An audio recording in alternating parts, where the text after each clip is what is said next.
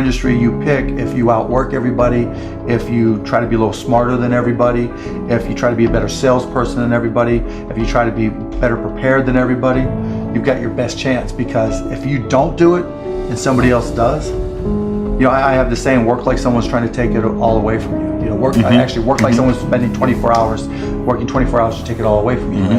And that's kind of the way I look at it. What would you say is the number one reason why people fail? Lack of brains, lack of effort. Lack of brains, lack of effort. Yeah, they don't do the work. They don't learn, you know.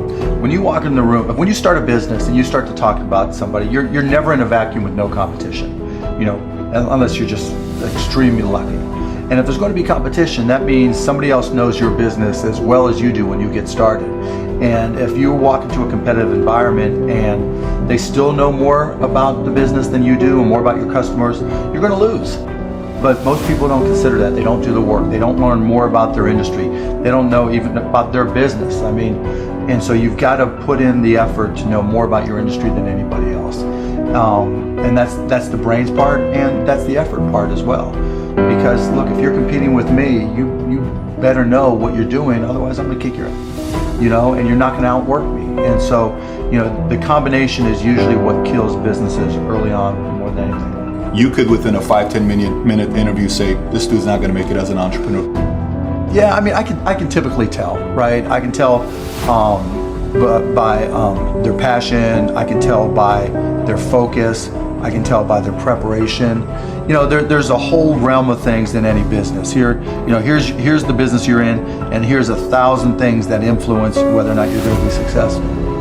You know, through my experience in businesses, I can put myself in his position and say, okay, here are 900 of the 1,000 things he has to be aware of, and then go through and ask. And by how many of those or her issues they've been able to address already, that kind of gives me a sense of how hard they're willing to work.